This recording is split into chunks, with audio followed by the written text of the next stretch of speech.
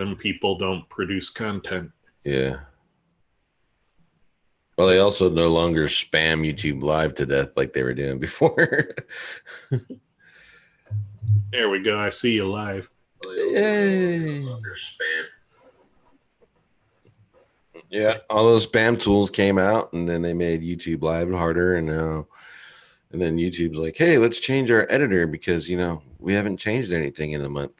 That made it harder, integrating and everything else. So it looks like people were hanging out here for an hour, which is awesome. How are you all doing today? Glad you can hear us. Thanks for coming.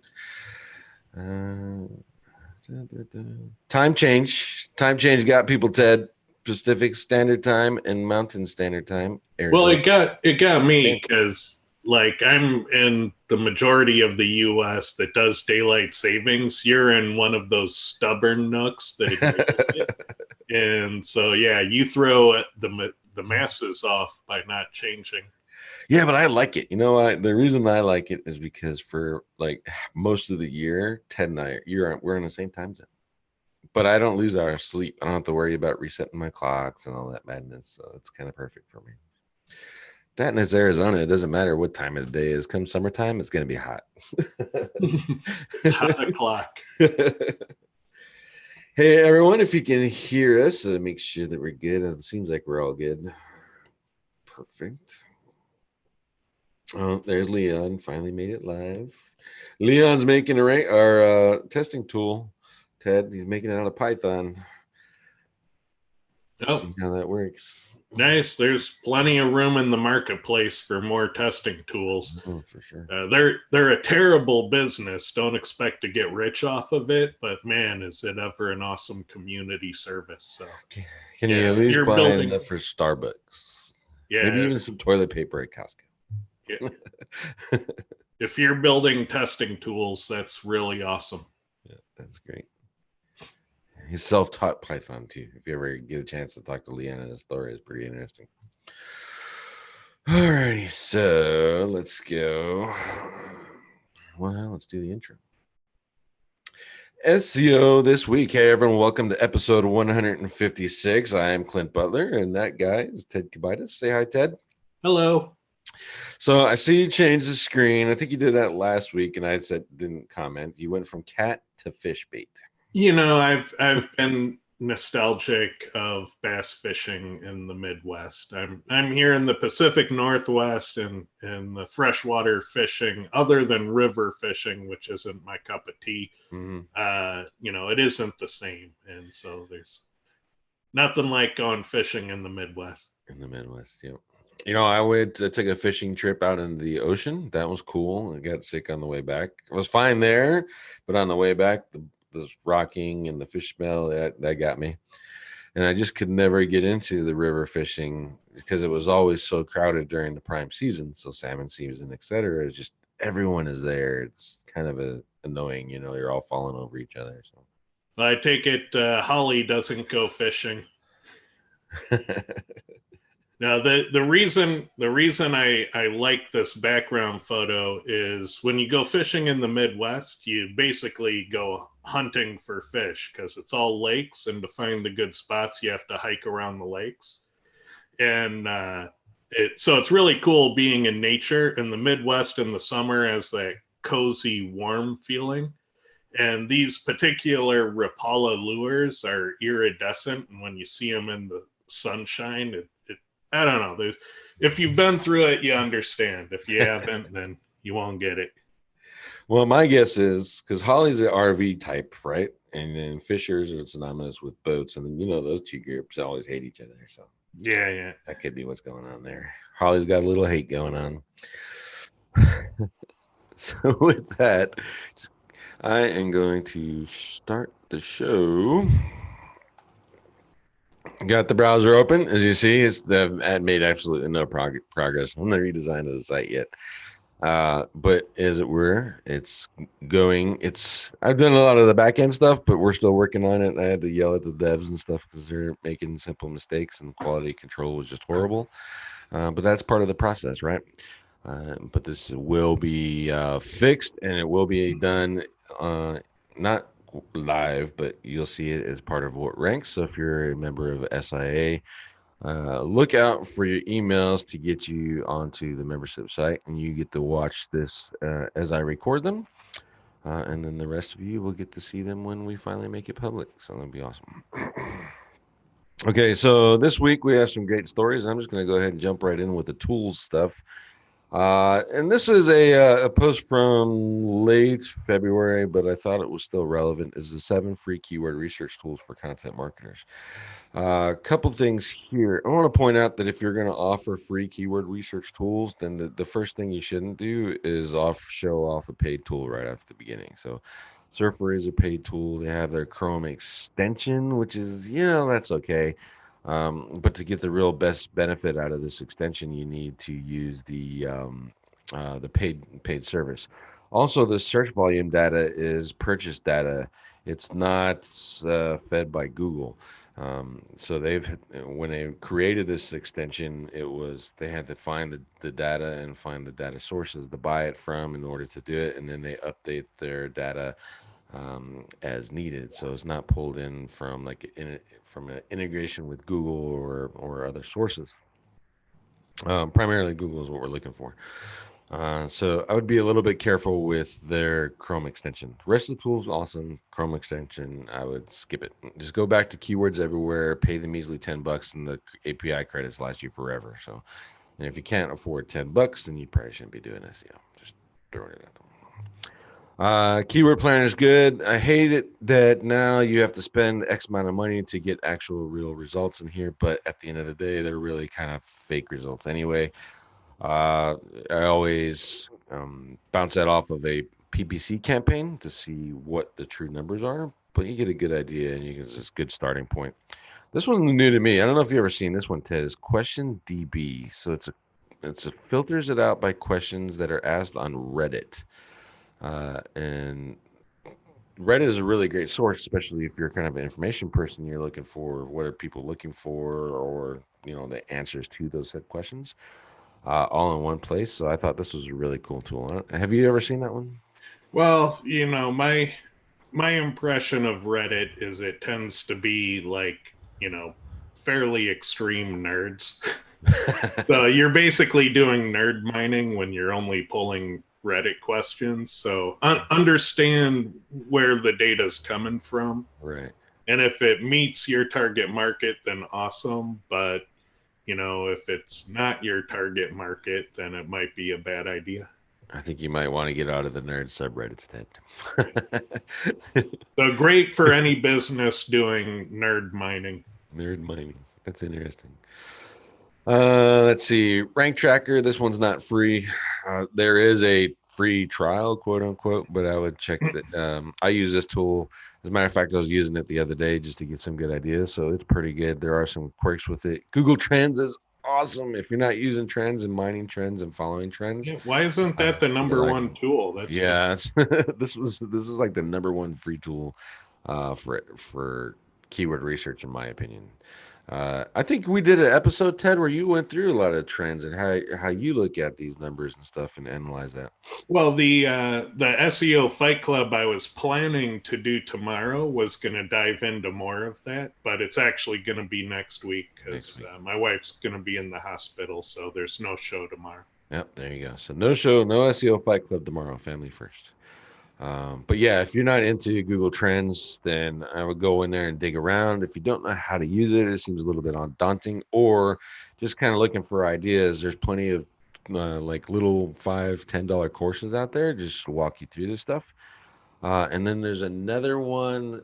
What the heck is it called? Text Alert. I'll think of the name later. It's similar to Trends, and that will help you out too. And what's cool is you can actually subscribe to these things and they'll send you emails. Like I do, I follow SEO just because I want to see how people are searching for it and what is the interest of it. And so I get an email every once in a while saying the interest has changed. So you use that. Search Console, it's okay. Just depending on if you're already ranking for those keywords and stuff, that Yeah. gives you some good information.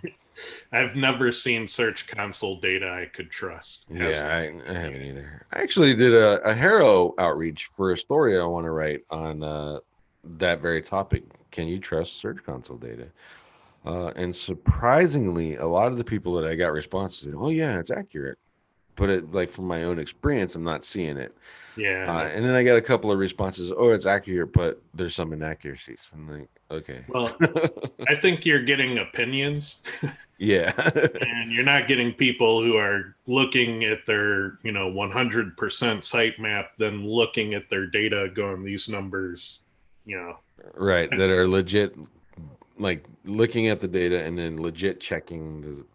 And that yeah, was more, the scope of my question was: do you look at search engine or Google Search Console and then verify your indexing manually and see if they match up? And I don't think a lot of people actually do that. yeah, it doesn't match my organic traffic. It doesn't match with Google Analytics. It doesn't match, the number of pages I know that exist on the site. It doesn't match what I see in the search results. None of it matches. And even internally, when you look at, how many pages are indexed for a site and how many pages are indexed via your sitemaps, if those two things are the same number, they should be equal and they'll still be different within Search Console itself. Right. So even Search Console disagrees with Search Console.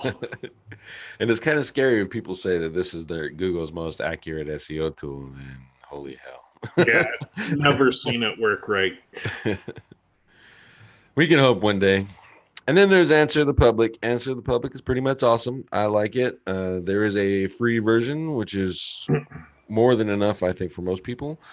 And then the paid version. I'm not entirely sure what you get out of the paid version, to be fair with you.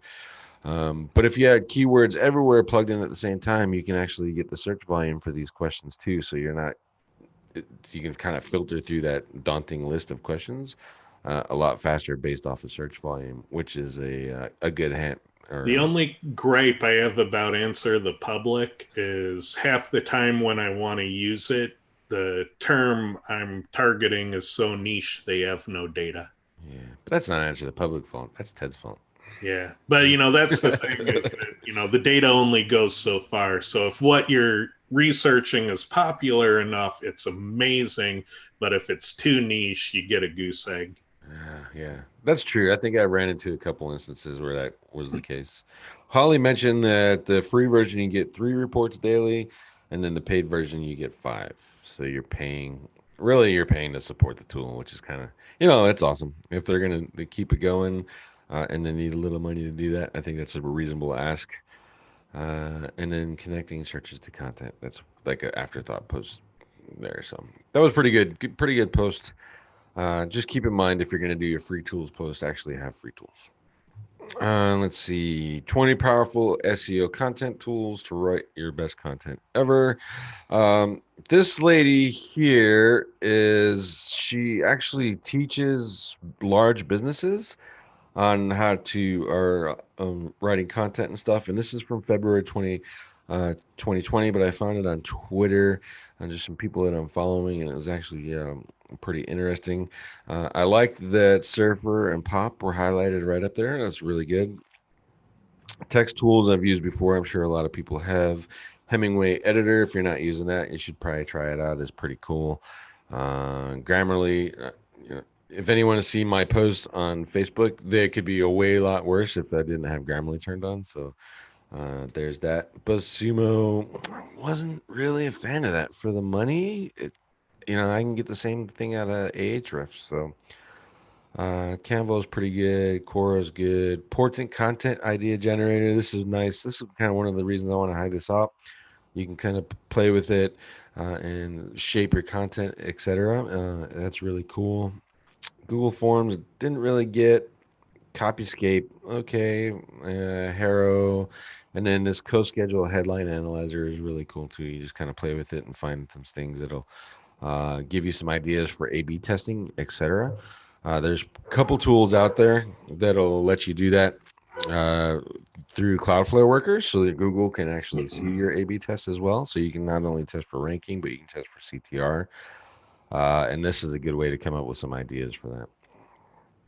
And then there's also Ted's tool, the SEO Editor Pro. You can just kind of bring a whole bunch of those or your competition and see what they're doing, and then compare that and get some ideas off of that too.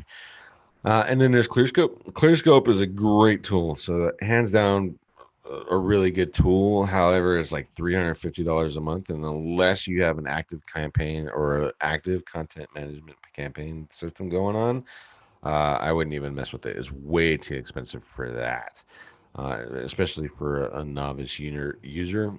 Perhaps maybe one day they'll bring down the prices, but I think that's pretty much driven based off the cost of APIs. So and what they're doing, and if you can get a free tour of ClearScope, is integrating Google NLP API and IBM Watson together, and then coming up with their own conclusions based off of their behind the scenes analysis of what you should and shouldn't have in there.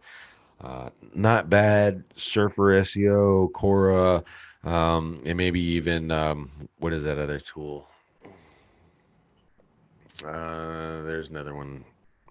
Cognitive SEO's content editor will kind of get you what you need, especially if you're like me, one article a week maybe. So you're doing 4 articles. I have content writers that do the rest of that madness and worry about all that stuff. We have a whole department that manages that.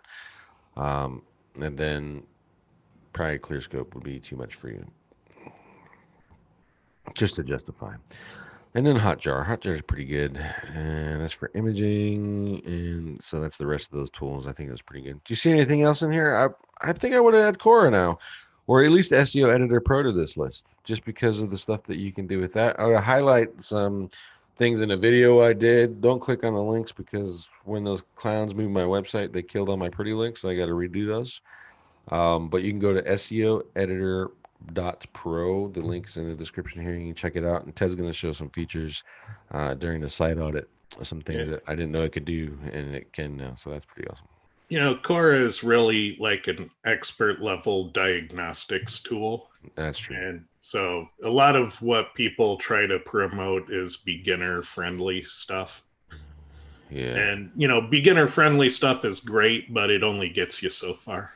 I think, yeah. And that's why SEO Editor Pro was born, right? Because Cora is kind of like your master's degree kind of thing, right? Yeah, SEO Editor Pro lets you stumble into good SEO optimized content.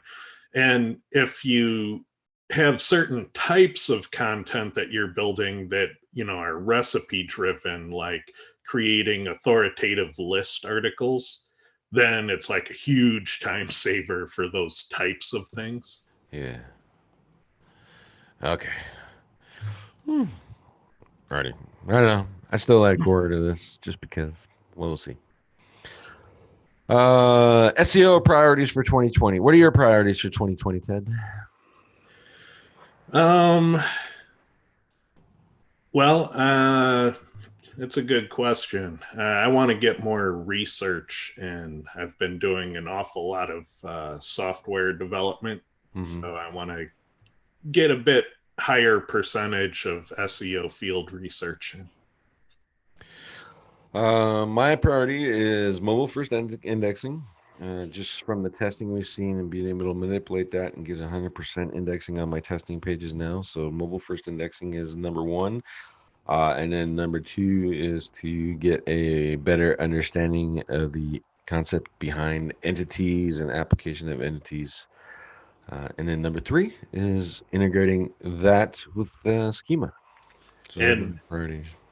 And if you didn't understand the secret code that Clint speaks in there, it turns out Clint might be the world's utmost authority on indexing at the moment. Yeah, scientifically speaking, he's dialed it in to an extent that I've never seen before. Yeah, and it was not easy, but I figured that I cracked that nut.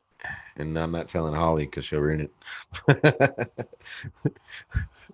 Let's see. Holly's priority. She says she's to never see an iPhone again. If you don't know what she's doing, She's presenting at SEO Spring Training in Tempe. Go to seospringtraining.com to find out more information.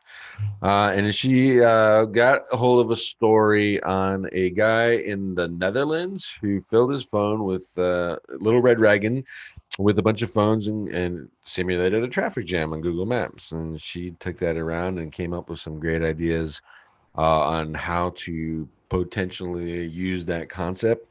In particular, if you're servicing a lot of local businesses and stuff, and you can create a service with some of the ideas that she's publicly shared so far, and my guess is probably where she's going with it too. So come check her out at SEO Spring Training. Dory and I are going to be there. Ted's going to be there. I don't know why you shouldn't be there. So far, I'm on the planning board. We have talked about are we going to have it because of the coronavirus scare and all that stuff, and we've already talked to the hotels. So everything has been addressed in that regard. We'll have plenty of hand sanitizer for you. They even have toilet paper there. So if you want to go there and steal some toilet paper and plug it into your suitcase and help support your hoard, then there's another opportunity for you right there. And then we promise that if you're sick, we'll kick you right out. So there you go. Let's see. Search Engine Roundtable. Google, keep security certificate on your redirect on your site. This is a pretty good question, Ted. I think a lot of people are talking about it. Well, I'll say that a lot of people in my circles are talking about redirects. It seems like a on again, off again topic in the SEO world. But one thing that really a lot of people address is when you do a redirect at the registrar, your SSL doesn't carry over, and then now with the new errors popping up inside of the browsers, it could trigger a unsafe site warning. And this is Google's response to how to handle that. Have you? I'm not sure you doing it. I know, well, you're building sites and stuff for your testing, et cetera. Are you running into that kind of issue? Are you seeing that? Well, we've seen edge case issues like that with just building out our various properties. For the most part, it tends to work okay. Definitely, while you're redirecting, don't let them expire because you need them. Um, it's one of those things. It's another thing to test. Yeah. That's the main thing. Is it's another thing to test during a site migration. So add it to your domain migration checklist that you retest all the redirects for SSL compliance. For SSL. So the way I've decided to handle it is I buy all my domains at Namecheap now. So if I get one by GoDaddy, it's kind of an accident or an auction or someone transferred it to me. But I use Namecheap almost exclusively now because the SSLs are the Whois is free. And then I will put up the domain on my server, and my Let's Encrypt is on my server, so that is free. And then I just do the redirect with HT access. I used to recommend just doing it at the registrar, but now with this, and I was seeing those errors on some of my redirects, that's how I solved that problem. So, Yeah, do you use that certbot program? no. It's a cool one. If you haven't seen certbot and you have a lot of domains, it uses the free SSL services, and it goes in and configures SSL for all your insecure domain names. Oh, Gives you a list, lets you pick which ones. It's oh, kind of cool. It's probably the easiest way to manage SSL for a lot of domains. probably need to get to the point where I'm starting to do that because I got a lot of domains in there where now I'm managing them with CSV files, not the domain manager. Yeah, and if you're doing SEO testing like we do with a lot of testing domains, it's a quick, easy way to get all your test domains covered with SSL. That's a good. I was meaning to ask you that. That was probably a good time for that. Good transition. So first, it's Certbot. Is it certbot.com or just Google Certbot? Let me Google that for you. Okay. I forget. It's been a while.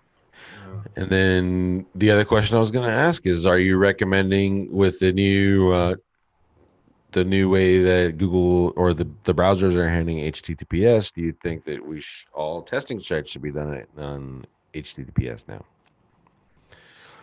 Or is that a factor that could be influencing something? It looks like the URL is certbot.eff.org. Oh, Jesus. And I believe if you go to Let's Encrypt, they recommend it. Okay. Let me double check that really quickly. Certbot.eff.org. Site can't be reached. No, CERT, CERT. Oh, CERT. Yep, Certbot. SERT, CERT, like certificate. Got that S. Oh, jeez. Just hearing what I want to hear. Certbot. .eff.org. Where the hell did I get bot from? Sheesh. There you There you go. go. Certbot. I'll just add that to the favorites right now. Yeah, I love that thing. I used to have to manually configure the SSL and the Apache config files, and it's a pain in the butt. And this thing just makes it super easy. Yeah, I have Liquid Web. They have WHM. I just select all, turn on automatic. Boom, now I'm done. Yeah, you can also go to YouTube and watch a 5-minute CertBot tutorial video, and it'll show you how easy it is. Okay, cool.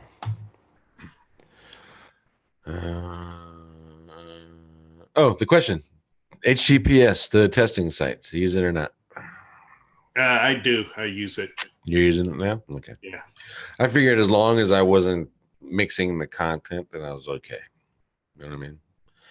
Well, I'm trying to reduce variables, and we know that Google is grumpy about insecure pages. So insecure is a variable to reduce, in my opinion. Okay, that makes sense. Maybe I'll switch on my next 10 test sites.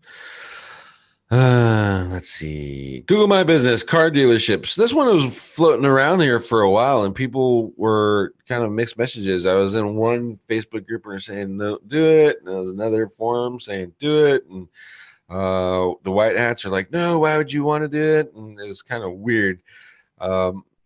And basically, what Google is saying now is that you can, let's say you have a car dealership, you have a sales department, a maintenance department,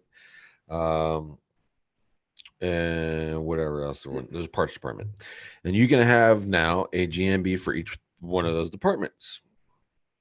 And then let's say you're one of those dealerships like Dodge, Jeep, what is it? Dodge, Jeep, and I think it's Chrysler is the other one. You can have a GMB for each one of those brands. And so ultimately, a decent sized car dealership could end up with 5 or 6 Google Maps. I think it's a good thing. So let's go, you're going Yuma Dodge, and you also sell Jeeps. And I search for Yuma Jeeps, and my individual map for those two things come up, and I saw the search thing. Some of the crowd, they were against it because now all your reviews are not consolidated. And then another counter argument to that argument was, well, let's say your service center, you can't please everyone, and people who are unhappy are way louder than the people who are happy, and your service center gets a bad review. You don't want that mixed in with your sales guys that are really good, and it could hurt sales. So having those two on separate maps would necessarily be a good thing. I think it's pretty cool. I think it's a good idea. And if Google is going to allow you to have multiple maps for the brands and the different parts and stuff, that it kind of makes sense. It goes right along with a doctor's office who multiple specialty doctors get together. There's a dermatologist and a gynecologist and a general practitioner, and each one of those doctors can have their own map. And then the building gets to have their own map too. So I think it's I would do it. Well, I think about it from a legal entity standpoint. So if you're one of those big car dealers that has multiple brands, you might have Volkswagen, Subaru, and Honda, but then you're worried that the Volkswagen diesel thing will happen again and that part of your business will go bankrupt. You'd probably isolate all 3 of those dealerships, those branded dealerships, is separate C corps so that the Volkswagen one can go bankrupt independently of the other parts of the business. And they're separate businesses at that point. They're all the same ownership. They have a shared lot, but they're different businesses at the same location. Yeah. And they're under different agreements too. So you can have a Chevy dealership and a Toyota dealership, and they're under two different agreements, as it were. And they're operating under different rules. So And they're yeah, so typically this all makes sense to me. different websites too. Yeah, yeah. So it makes sense to me. I don't see. I really can't see how the arguments against, which is mainly all your reviews aren't under one listing now. To me, coming from my world, that's a good thing, because if that one map goes, I don't lose all my reviews. I still got 4 other maps with reviews on them, and I'm good to go. And I just rebuild that one map. You know what I mean? Yeah, and your reviews should be more relevant because you won't have the Honda reviews on the Volkswagen page. Yeah. Huh. So that's my thoughts. If you have thoughts on that, leave your comments inside of the YouTube channel. I'd like to hear them. 7 types of content to improve your SEO rankings. This is kind of a reach. I don't get why this stuff is still going on out there. Like a blog post versus a video versus long form content, podcast. Like, how does this improve your SEO rankings, or how does this type of content improve your SEO rankings? I guess you could play with it if you're reaching a little bit, like social media. Share it on my page. Pages are indexed. Those pages get our social media link is a backlink. Same with podcasts. And this is backlink stuff. But I just really like, it's 2020. Why are these kind of posts still being out there? And this isn't a weak site. It's Martech, for crying out loud. This is a really well trafficked site by marketers. I think the concept has a truth to it, whereas the article is crap. Yeah. So the concept that I think they wanted to hit but missed is that these things can be leveraged to support each other. And you see this in news websites where CNN will use the same video in 15 different articles. Those 15 articles prop up that video. So if you have multiple content channels that you're publishing to, then you can use these things to really boost each other in fairly significant ways. Right. To me, this article would have been written better if it's like keeping this, but positioning it differently. 7 types of content to match the search intent of your term. Or how to leverage content to, boost, how to leverage types of content to boost your publications. Right. Yeah, and what you're talking about is syndication. So it's kind of like SEO This Week, where we do the YouTube video. I used to put it on live on Facebook, but no one was watching it really there. And then the podcast, and that goes out all over, and then it's on the blog post, and you can go read. Yeah, and if you did what CNN does, every one of your blog posts would always embed the most recent episode. Yeah. And then if you have 7 blog posts a week, then you'd have 7 embeds to your most recent episode. And so those 2 things, your blog and would then be propping up your YouTube views. Your YouTube channel is hopefully, reciprocating knowledge and awareness about your blog synergy, know. And that's what those media companies are doing, is they're commingling to boost the effectiveness of all their content channels. Right. And yeah, that's fine. I think, but this one here it's like, I don't know. This is SEO 101 at this stage, where you're choosing what kind of content you want, and even then it missed the mark. So yeah, and your podcast is not gonna make your rankings go up. I mean, it's. Yeah, I can tell you that for a fact, especially if you don't update it all the time, like I don't. So yeah, it's a weird one. Google Analytics tracking mistakes. I wasn't sure if I covered this one. I don't think I did. Um, but it's really like crazy important. And there's a lot of things in here where if you don't set it up right or you fail to set it up, you're not getting the correct amount of data. There is a book on Google Analytics and Amazon that I recommend you buy. It's actually written damn near like a textbook from O'Reilly. It's Google Analytics Breakthrough, I think is the name of it. That gets into a lot more detail with this, but it walks you from setting up your accounts straight through to doing all this high-speed technical stuff if you have the traffic and the sites that need it. But this post here is actually, it's fairly decent, and it talks about setting up the analytics code, setting up the events right, getting that so you can see your true um, bounce rate, getting rid of the bots and the traffic that are not getting filtered out by Google's own systems right now. Fixing UTM parameters so you know where the right stuff is coming from, etc. And this is a big one: finding the analyst code that's duplicated, especially if you get a client that's jumping from agency to agency to agency. There might be like 5 or 6 different copies on there. I've seen ones just like that, or 5 or 6 different search console authorizations and stuff.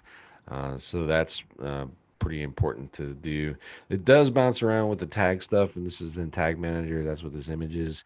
And playing with that. If you're a little bit inundated by Tag Manager, you're not alone, but there are some basic things in there that you can pretty much figure out right on your own. And then tracking hits from other domains, etc. This is a good one, especially if you are worried about you don't have hot linking set up and you're getting hits from other domains that are, might be hot linking, then you can actually research it and figure out if is it worthwhile to change that image over into a built-in ad like Ted suggested a while ago. I think e-commerce solutions, they're doing that as well, so it's pretty cool. And then you can filter out your own stuff, so your own traffic. You're going to your site all the time, and your analytics is picking it up, and now you're screwing your own numbers up. You can kind of address that. It really only matters if you're dealing with the small ones, and then get rid of some of the spam referral stuff. Not so much of a big deal anymore. I don't see that a lot anymore inside of my analytics.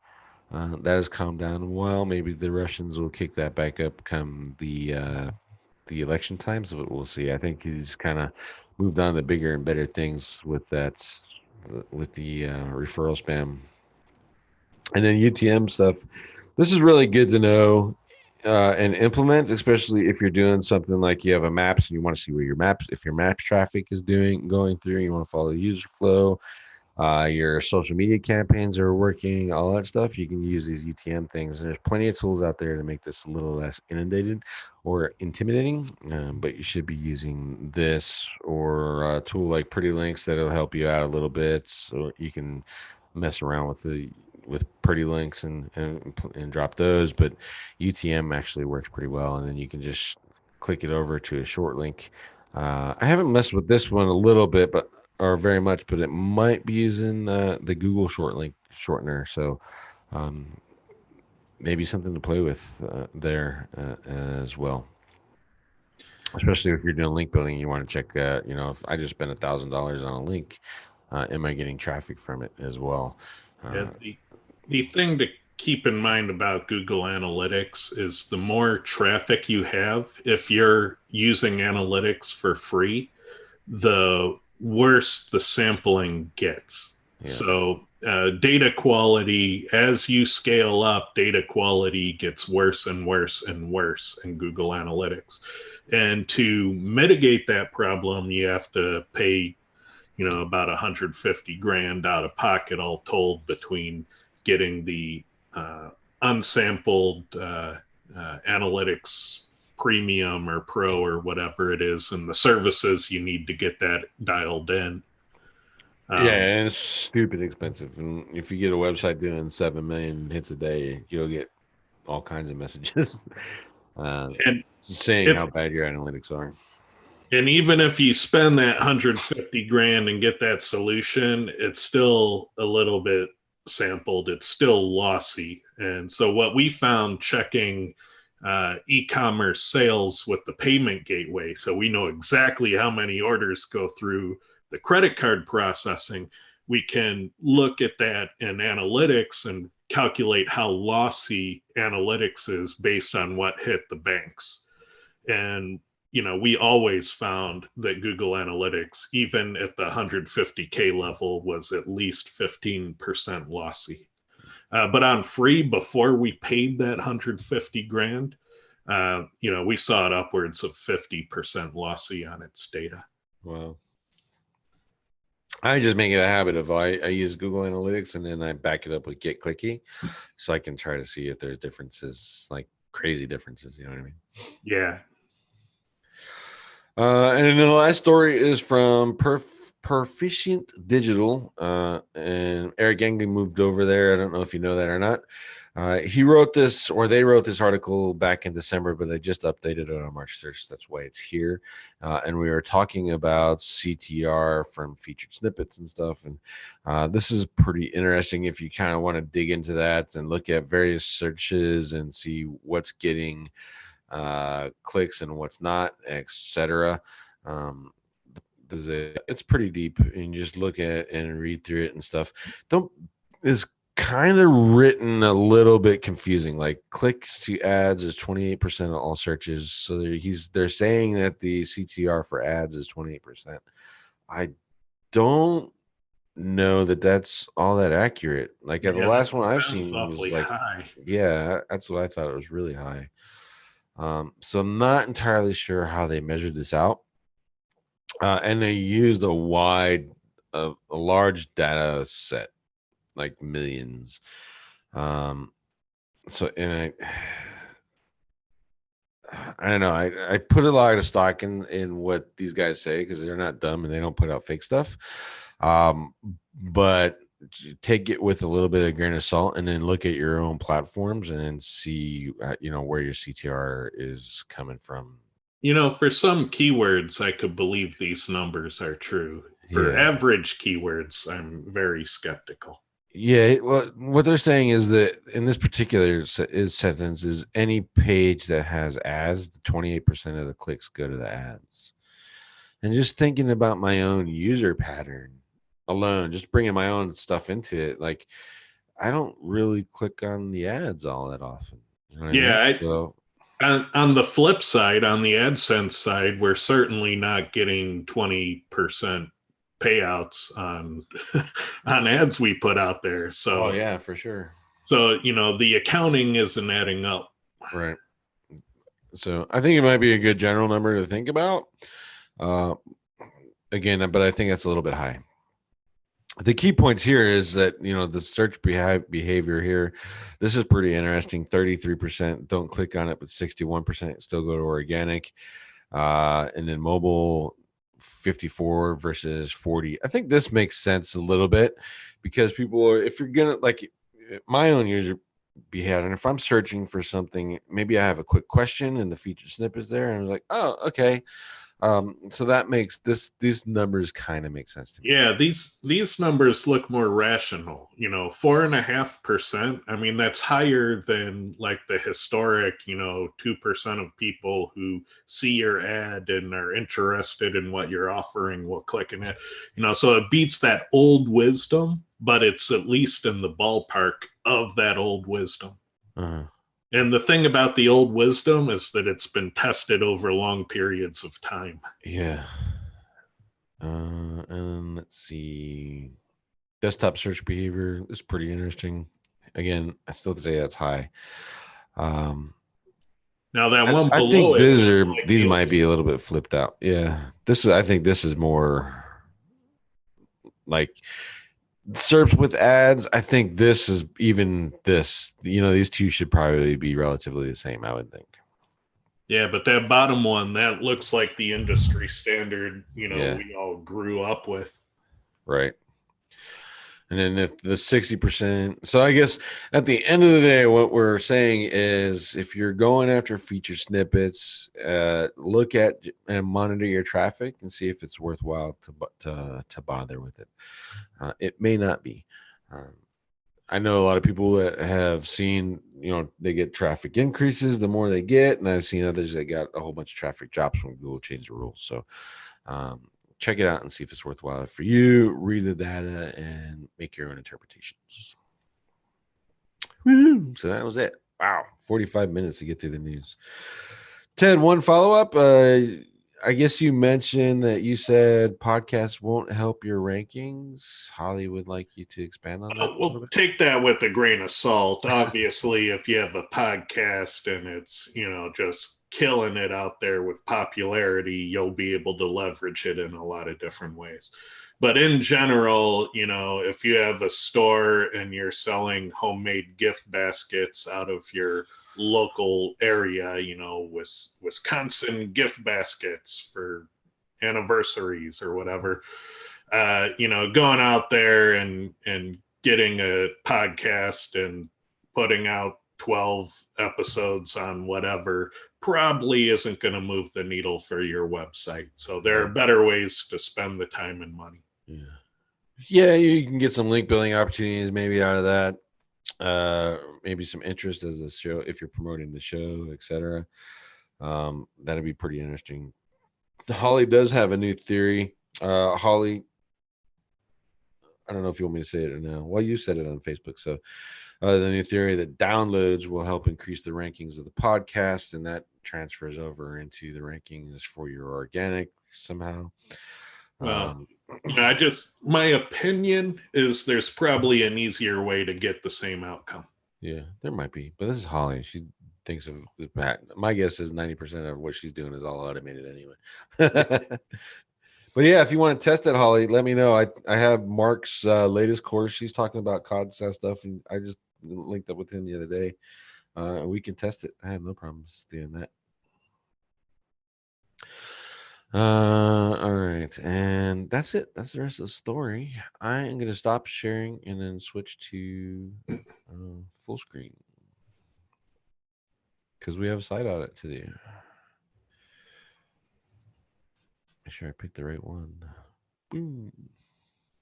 Yay. Okay, this is a site audit. It came from SIA, and the owner asked me to look at it. Owner/SEO. I'm not sure which one expelled it for SEO this week, so we're going to knock it out. This is a brand website. The keyword is Cellgevity, and Cellgevity, if you don't know, is a supplement. So we're kind of digging into the health and wellness niche, right? And not a weak niche, but this is a brand name with a lot of search volume on it. And she wanted to know if we could come up with any ideas and help her get from number 7, probably up here into the top 3. Beating Amazon would be awesome. I couldn't really figure out why Amazon's page was ranking. I didn't see a whole lot of links to it and stuff beyond authority. So I think we should be able to come up with some great conclusions and look at what's going on. I already did a Quora run for Ted, and he's going to share his results. And before we get off from that, I want to look at the technical just so I can close this stuff. I went through Screaming Frog. As you know, I mainly use this for status codes. And the status code that popped up a lot was 301s, but these pages are alive, so they are 301ing somewhere. But the reason Screaming Frog and probably Google was finding them is because they're linked to on the website. SEO technical wise, there was not a whole lot of other stuff to address. It's actually set up really well, and you can see that from the audit score on SEO on Sitebulb. It's a couple security things, but for the most part, the hints were fairly. There's no critical, obviously. You guys are using relative URLs. I don't think you've tested it, Ted. I can't remember if Kyle tested it in SIA, relative versus absolute.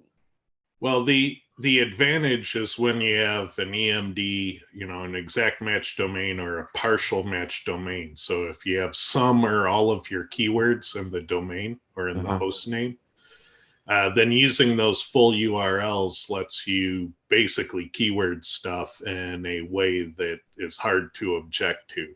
Right. So just switching to those full URLs gets those domain keyword mentions all throughout your page a lot of times. And keyword density in testing has been pretty potent. Right. And you're showing examples like games, sites in the games that are just stuffed all to hell, like 1,500 Yeah, yeah. references to a ton If of games.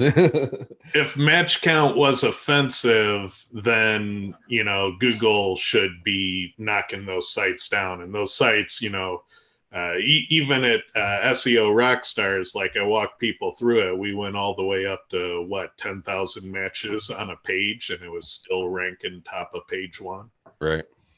So match count isn't the problem. It's not the number of times you use a thing on a page. It looks like keyword density is the lever, and I've yet to hit a limit. In testing, we tested all the way up to 95% keyword density, and it made me kick myself because why don't we do 100%? So now I have to redo the test and go all the way up to the ultimate ridiculousness. Yeah. And if Google doesn't de-index 100% keyword density, then there isn't a rule for it. Yeah. Well, I probably messed one of my tests up, and I'm sure I was at 100% at one point or another. Let's see. So yeah, it's in security. However, I don't know. I've seen a lot. You can do the research on it. You can probably test it, but as a standard practice, like for years, I've been doing absolute over relative. Yeah, as a standard thing. So you only have 17 URLs. So I would just go ahead and get those changed over. And I'm not saying that it's going to bump you up or not, but it may be just one of those minimal things that works. Let's see. And that's the rest of the security stuff. On page, yeah, some images that are missing. It's only on 17 pages, not that horrible big of a deal. Go over, look at that. And 3 of the pages are missing H1 tags. I didn't look at the URL specifically. And that's a Bing issue, in my opinion. Yeah. Let's see. Blog, contact us. Yeah, those pages aren't even worth worrying about. So I wouldn't even address that. Meta description is missing. My guess is this is going to be some, disclaimer, contact us. Those are no index on your site anyway. No big deal. I would address that about us one, though. I'd fix that. Missing the meta description tag usually makes your rankings volatile. So if you want those to lock into place instead of jumping around, make sure you're tuning your meta description. And that conclusion comes from Ted. He had a software. He was looking at a rank tracker type of software, and it identified that Google is actually changing meta descriptions, and rankings were going up and down. So they were testing the CTR, for the not only the meta descriptions, but correct me if I'm wrong, it was a CTR for the listing too. And this page worked better here and people liked it better, and then they stayed around. So we're going to keep this one versus this one. Yeah. Whenever you let Google pick the snippet, you're going to have volatility in your rankings. And if you do that practice site-wide, like I'm never going to use a meta description anywhere, then you're going to have site-wide volatility. So that's all you think. How do you address the counter argument, though, that let's say you have the site optimized for X, but Google also wants to show it for Y, and if you have a meta description in there, I won't say that it doesn't allow them to do it, but I've never seen better for Y. I've never seen Google settle on the best performing one. So I just don't think Google's AI is really good. So I think manually you can tune better than Google is going to pick for you. Right. So. Interesting. And these two here, title tag too long and too short. I look at these as CTR opportunities. You only really have 6 that go in there, but that's good enough. And then let's see, it's about us. Yeah, these ones I don't even worry about. Contact us and about us. I would change. Get in there and click and mess around with CTR, do some CTR testing, especially if you can get some traffic to one of those pages, and test to find a good system for the rest of the site. This is, if you're just establishing the brand, this is probably standard practice right here. having this in all your title tags. I stop doing it once I get onto the page one and my brand is established. Typically, that fires off a the knowledge panel. You know you've done it once you got to the knowledge panel. So think about being ready to replace that inside of your title tags. And that was really it for site bulbs. Like I said, this site is actually technically pretty sound. Obviously, you can always find fixes and things that change in any platform. Yes, so broken URLs, we talked about that already. Pages with no Google Analytics code, talked about that. It looks at Tag Manager now. It's not finding that. That's if you use Tag Manager, I guess it'd be relevant. But for the most part, I haven't seen a site that ranked better because I had a 92 versus a 100. So what I'm saying is you can probably just go fix a couple of those little things and then worry about some other stuff that we're going to point out. What is it? What's it about? What's in it for me? To me, I'm looking at this and it's almost like this is the brand. So this page should be pretty easy once you start building some backlinks for the brand. You want to establish the brand as the authority, and right now Google or Amazon is winning that mark, and really it's winning it based off of the authority of the Amazon site. You see these other sites in here, they're kind of mixing it up, but it's all really authority. And then there's you trying to bring this site up a little bit into the search results. So need to do some work on some brand stuff. Now, Ted, you're looking at a larger scale. So I look at it from a smaller scale where I'm just starting in the new thing. And I would do Noam. I would hit all those Noam sites and establish that. And then I would actually do citations like a local business would, and kind of trigger that a little bit more. And then there's Wikidata. It used to be Freebase, now there's Wikidata. Do you know any more sites like that to help establish the brand? Well, there's this new pattern where people go out to all the different tools platforms that have, known domains, and they figure out ways to get links. And so like Multi is a good person to ping for those types of links. And so there are ways to get, good backlinks. There's also all the press release techniques, the magic PR stuff is pretty good. Well, I'm thinking more along the lines of, these are like for Noam, right? Google used to have that social hub program where, like, was it 10, 15 sites that used to be in this were feeding Google data.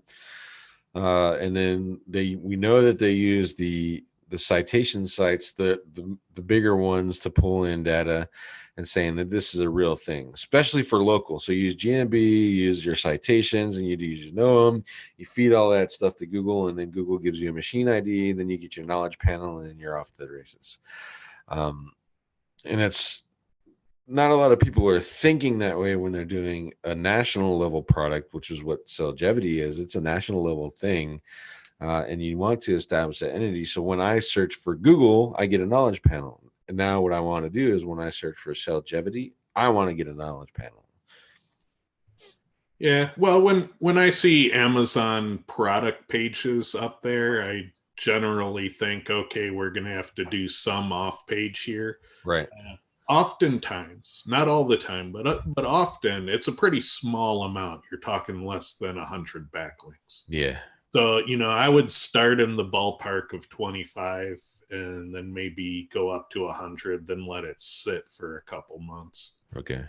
If you take measurements and the measurements say it's off the chart, well, not a lot you can do there. It's probably a bad idea to try to build 50,000 links, especially in a short amount of time.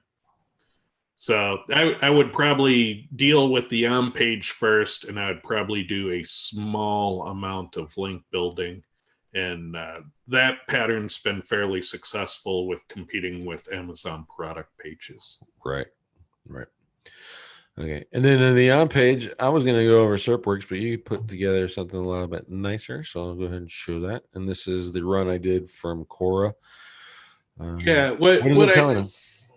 what I did was I went through the roadmap. The roadmap was about 2 to 3 times longer than this, showing you the deficits. So what you're seeing here are the factors and exactly how short your page is compared to your higher ranking competitors. Just And show people in case they haven't seen these before. What's the difference between green, red, and black? well, the green ones are factors that correlated strongly for thousands of different keywords. So that green data broadly matches what happens across lots and lots of different keywords.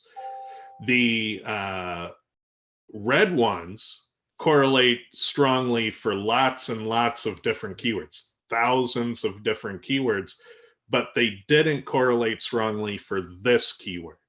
So that might mean that RankBrain said, no, these aren't factors in this particular case, or these might be things that your competitors just aren't competing on, and they could be opportunities for you to get ahead. The black ones didn't correlate strongly for thousands of keywords. They only correlated for this keyword alone. And thousands of keywords definitely don't have ratings every time, so that makes sense. Thousands of keywords don't trigger, knowledge pane, stuff like that. So we can see what's really niche here. But these things are all kind of easy to knock out. So it's like you have clear deficits in your headings, clear deficits in your titles, clear deficits in your meta tags. You want to get a star rating. It's a CRO must have. So go ahead and use the author rank for that. Be a critic, and as a critic, I, the critic, give this 4 stars. You don't even have to fake reviews. You don't even have to have reviews to get those stars to appear in Google. Just can't be the home page as long as it's an inside page. Well, on that, they just change it. So if you're using product schema and you want your product listed in the carousel, you have to have reviews in there now. You have to have the review code in there now. So there you go. Yeah, for shopping. So, get those stars up there. What's really interesting here is these are in order. So the strongest correlations with rankings are at the top. So your strongest factors are at the top, and they get incrementally weaker as you go down. Entities being at the top is really interesting for this keyword. So that really stands out. It's probably something we need to look at. And I haven't done a lot of data pools and did a Cora diff on those. Do you think that could be an indication of because it's health and wellness, so medic, right? What medic is looking at? yeah, Or support that argument at least. It could be. There's a lot of research going on right now with entities, and the people doing that research are coming back on, we're not done yet, but it's really looking like there's something here. Right. And so when I see lots of, people I really respect out there, Roman, Lee, other SEO testers coming back after doing exhaustive research saying, it looks like there's something here. I gotta start to wonder. Yeah. The next one you gave me. So this is out of SEO Editor Pro. So you can import a page and compare it to the top ranking content. And so it gives you just this little line at the bottom that says how you stack up against page 1. So you'll notice that the number 3 for this keyword, their entities are 228 of them over the page 1 average, and their LSI is 453 over the page 1 average. When we look at your page, you are 52 under the average and for entities, and 491 under the average for LSI. you're okay on your variations, you're a bit over on your exact match, I wouldn't change that. I would address your deficits first. You have a little bit of a duplication issue, but it's tiny in my opinion. I would guess it's tiny in Clint's opinion too. Yeah, I mean, worry about it. But yeah, it's Cora came back saying entities. This other tool came back saying entities. The research out there saying, hey, there might be something to these entities. I'm kind of inclined to say you should probably experiment with the entities. Right. There's a lot of tools out there that look at this word count. How are you reading that? Because that's like there's 10,000 words according to this tool versus 4,000, but this one is they just use the words better, you think? Well, here's the interesting thing, in scientific testing, keyword density was the thing, not the number of matches. Right. So when we had 7,000 matches at 10% keyword density, it slotted in where 10% should be. And so when we had 2,000 words at 95% keyword density, it went up to the top. So you can beat skyscraper content with better keyword density is what that research is telling us. Mm-hmm. So you can have less content with higher densities and rank better. And when you look at that number 3, look at it, compared to the page 1 average, it is 4,000 words less than the page 1 average in the number 3 spot. Right. So they're doing it. They're confirming that result. How do you measure keyword density? Well, in this software, you can switch your stats mode and it'll show you the densities. I took a look at it and your densities are on par. So I don't think you have a density problem. The trick will be adding your entities and not messing up your density. If your density goes up, who cares? You just don't want your keyword density to go down. Okay. So if they add an entity, do it for while removing a word at the same time, kind of. Well, yeah, or at the end when you're all done, check your keyword densities, make sure you're still competitive for the top of page 1. Okay. And if they don't have this tool, what tools do you recommend? You could look that up online. There are keyword density checkers. Just take number 3, take your web page, compare keyword density for your target terms. I was just trying to bait you into the argument of the different ways of doing it. Complete site, just the body. You know what I mean? I think we've had that argument plenty of times. Yeah. The thing about keyword density is there's a million ways to calculate it. So just use the same tool on both sites. Look at the same number the same way. Compare apples to apples. Right. That makes sense. And here's the duplicate stuff that you were talking about. Yeah, so this is what the software was complaining about. There's some that's visible in the content like this, and then there's some that's invisible. You have to view source to find, and I couldn't really highlight those. I don't have a highlight duplicates in the source feature yet, so that's on the to-do list.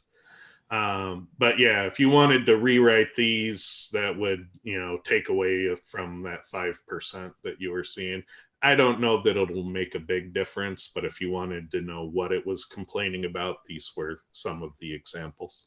This is also a good tool if you're a brand site, which is pretty much what this site looks like. I'm not sure if it is or not, but it looks like a brand site where you can go through and the tool find duplicates and you're like, what? And then you go find the people that are maybe potentially copying you. So there is a reverse use to that too. Yeah, and this often happens when you farm questions from the question tools. Right. You're duplicating content. And the other thing is, the other reason to take this with a grain of salt is define a duplicate, because at a certain point, a word that you use that other pages use is a duplicate. So what is a duplicate? For the purpose of this software, we say 6 or more words exactly the same. But you may disagree with that definition. So, how do you define what is duplicate and what is merely, a common phrase that should appear on multiple sites? And what I've been, my stance on duplicate content issue for quite some time has been there's 2 trillion web pages in the Google index. If you think that you've put those 2 sets of words or even 6 sets of words together differently than someone else, then you need to re-examine your ideas, because it's, at some point there's going to be some duplication when you have that much information in the world. You know what I mean? So it's got Yeah. to.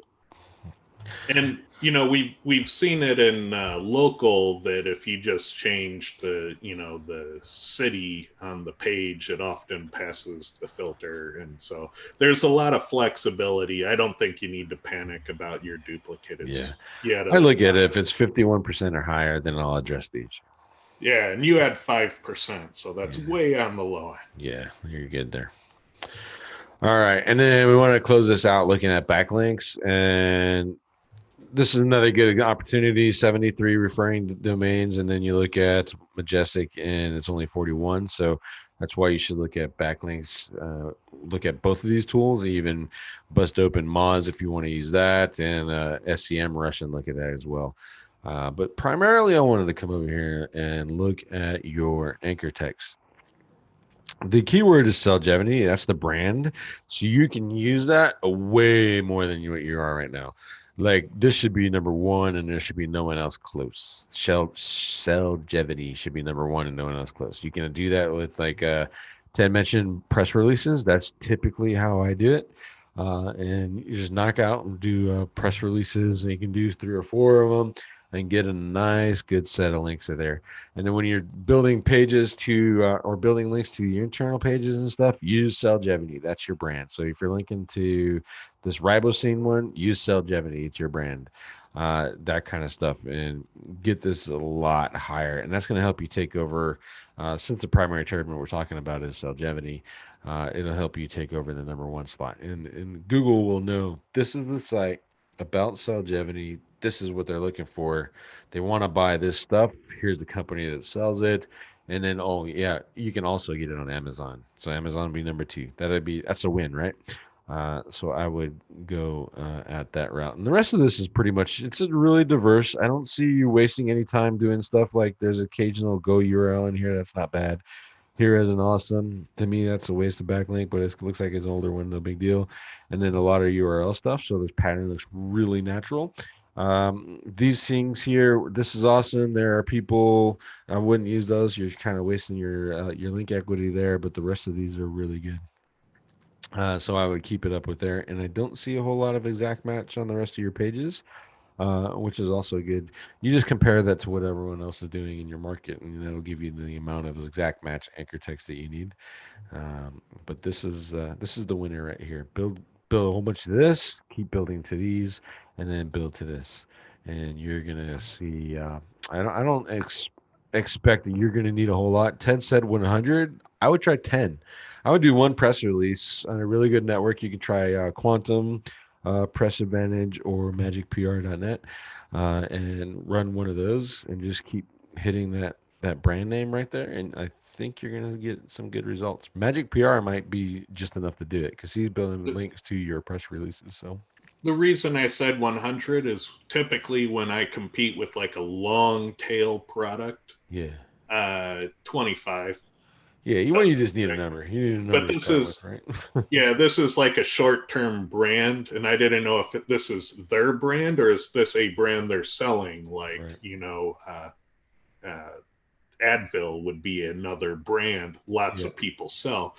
So, if it's a brand that lots of people sell, then, you're probably going to have higher competition on it.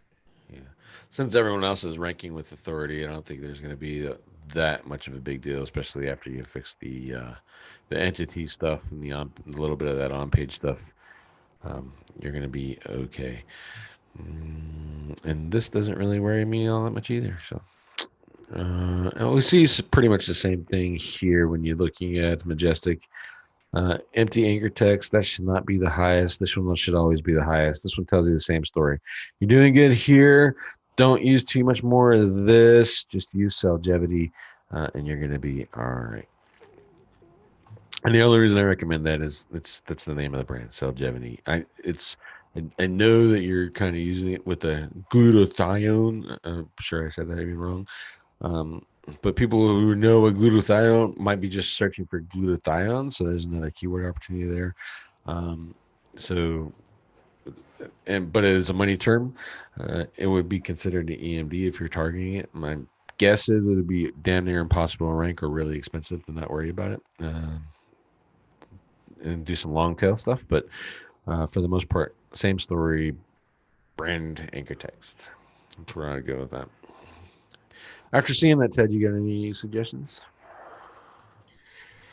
Um, no, I'd stick with the basics. See if you get any movement. You know, the key thing is you can always go back and do a second pass later. Yeah. So don't change too much all at once. I would do a round of on page first, see how that goes. Then I would do a round of off page, see how that goes.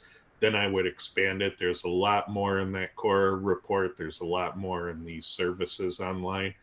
Um, Yeah. just take bite-size amounts of changes. Don't worry about doing, that full 768 more in one go. That might be too much. Maybe take a third of that and deal with it. So what I would do is I would fix the entity, the open graph, the meta description, and the rating as a result. This and this would be taken care of at the same time with schema. And that's how I'd fill in that 768. But I wouldn't go 768. I think that would probably drive me nuts. It get a little bit excessive, but there are plenty of entities even within your content already. And then when you add the 70 more or whatever you want to add to it, I think you'll find that this will get taken care of. It will take care of itself when you start adding schema. And So that and the adding and fixing the content, that would be step one for me. I wouldn't even mess with the red here or below, maybe even some of the green. The entities here, the H2s, H3s, I would probably do that, but for the most part. and Dory just donated an SIA perk. I can donate the links. As a matter of fact, this particular website is from the SIA, and she is using Dory's links too. So you can see they got her to page 7. You just need to change up the anchor text a little bit. And Dory has a tool for that too, where she can change the anchor text for links on the fly. So hit up Dory. She's got a link network in case you want to buy some links, some link love. All right, Ted, that was a good show. Hour and 15 minutes though, so a little bit longer than I expected. That so in that case, we won't ask for any questions. Like, thank you all for joining us. You can find Ted's tool. It's SEO Editor Pro. The link is in the description. Go check that out. And if you want to join SIA, the link is also in the description there. And Ted's going to be SEO Fight Club. Will be not on the air on Wednesday, but you can see him in the ING chat rooms. I'm sure he'll be hanging around there playing on their mobile app. Yep. All right. Thank you guys. Have a good day.